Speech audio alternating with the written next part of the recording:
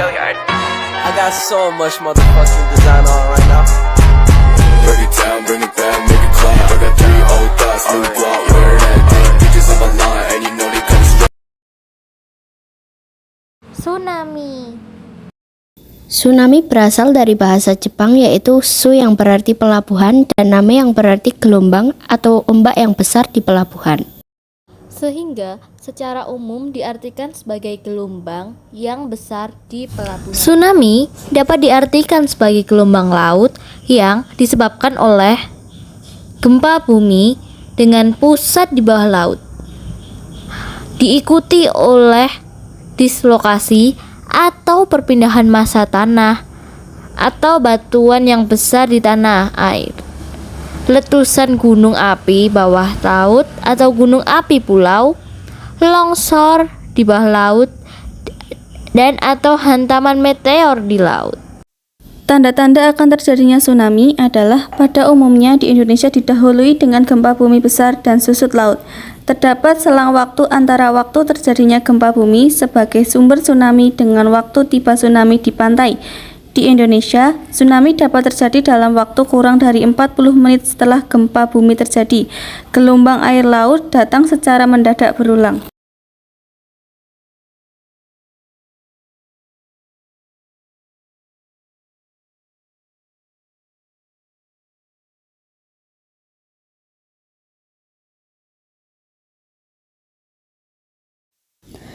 Dengan energi yang sangat kuat, gempa bumi di bawah laut atau tsunami memiliki kekuatan gempa atau nituglo lebih besar dari 6,8 skala Richter dengan kedalaman lebih dari 70 km.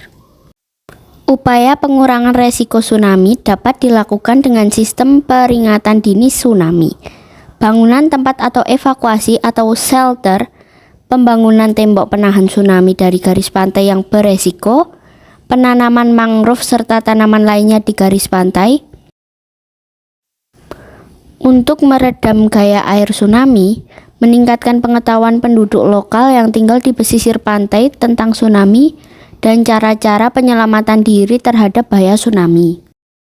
Segera melapor kepada pihak berwenang jika terdapat tanda-tanda tsunami. Segera naik ke tempat yang tinggi, beritahu ke orang-orang sekitar, dan pergi ke tempat tinggi yang berada di kapal dan mendengarkan berita bahwa akan terjadi tsunami. Jangan mendekat ke pantai, arahkan kapal ke laut.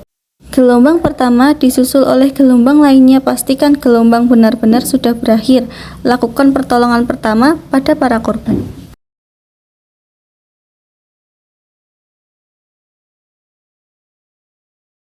Kenali ancamannya, kurangi resikonya. Indonesia, negara kepulauan dengan sejuta keindahan yang menyandang gelar Zamrud Khatulistiwa. Di balik keindahannya, ia pun menyimpan teka-teki yang menebar sepanjang masa. Dalam kurun waktu hampir 20 tahun terakhir, Indonesia mengalami 5 kali bencana tsunami. Tepatnya 2 kali terjadi secara berturut-turut di tahun 2018, yakni tsunami Palu dan tsunami Selat Sunda. Setidaknya dalam 1 dekade terakhir, tsunami menyebabkan kerugian ekonomi yang cukup besar serta menyumbang korban yang paling banyak. Apakah tsunami itu? Mengapa ia bisa terjadi? Menurut peneliti LIPI, tsunami adalah gelombang laut yang besar dan cepat, serta bersifat merusak yang diakibatkan oleh adanya gangguan atau perubahan pada dasar laut maupun kolom air laut. Di Indonesia, tsunami yang terjadi disebabkan oleh 2 hal. Yang pertama, karena letak Indonesia yang berada di Pacific Ring of Fire atau cincin api Pasifik. Ring of Fire adalah daerah pertemuan lempeng bumi yang saling mendekat, yang mana pertemuan lempeng ini menyebabkan terbentuknya deretan gunung api dan gempa bumi serta longsoran bawah laut yang lahir dari gempa atau aktivitas vulkanik. Penyebab tsunami yang kedua adalah jatuhnya meteor ke bumi yang berpotensi menghasilkan tsunami dengan kekuatan yang besar. Namun, penyebab kedua ini kemungkinannya masih sangat kecil terjadi. Tsunami bisa terbentuk karena aktivitas vulkanik gunung api yang berasal dari longsoran meteor piroklastik yang meluncur ke laut. Piroklastik adalah material dari dalam hasil letusan yang mengalir menuruni gunung api dengan cepat. Konon katanya, aliran piroklastik ini dapat menuruni lereng dengan kecepatan melebihi 100 km per jam dan suhu yang bisa mencapai 700 derajat Celcius. Di samping itu, lateral blast juga bisa menjadi penyebabnya, yakni tekanan tenaga meletusnya gunung ke air laut. Berikut adalah daftar gunung berapi berpotensi tsunami yang masih aktif hingga saat ini.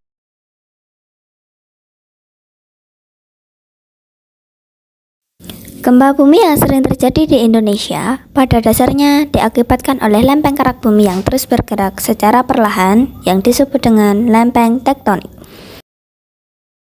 Mengapa lempeng bumi terus bergerak?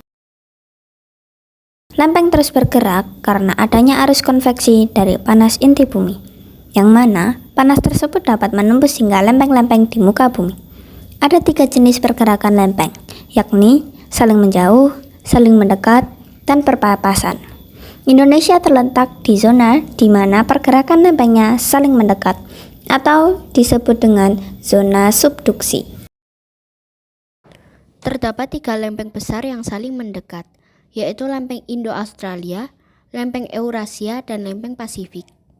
Pergerakan lempeng yang secara terus-menerus ini melahirkan hampir 300 patahan atau sesar aktif di seluruh Indonesia. Dari sinilah jika terjadi gempa tektonik di bawah laut dengan magnitudo yang kuat, maka peluang tsunami terbentuk akan semakin besar. Ketika sesar ini mengalami gempa, ia bisa memicu pergerakan gelombang air laut, sehingga menyebabkan perpindahan volume air secara besar-besaran menuju daratan yang dekat dengan pusat gempa. Gempa bumi dan tsunami memang tidak bisa dipisahkan dari Indonesia. Tanpa adanya kejadian alam tersebut, bumi pun tak akan hidup.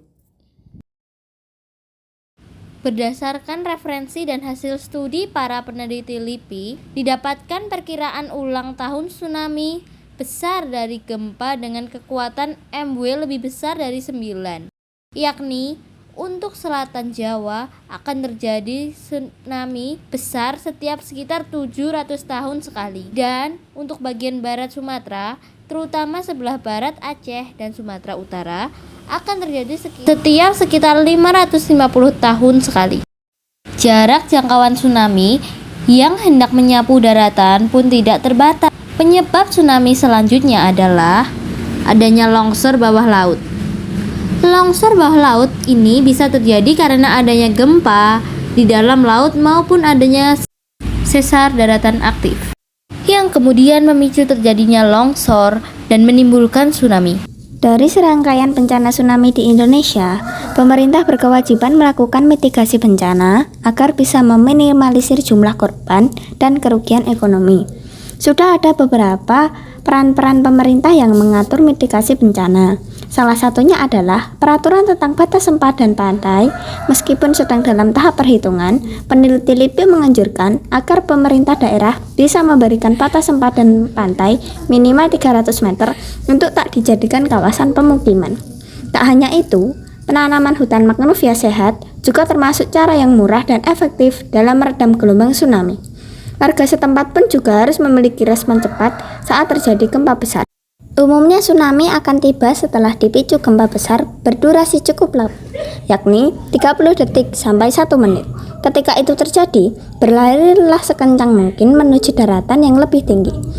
Oleh karena itulah diperlukan kolaborasi yang baik antara pemerintah, masyarakat, dan lembaga-lembaga terkait dalam mengupayakan mitigasi dan bencana yang efektif dan efisien.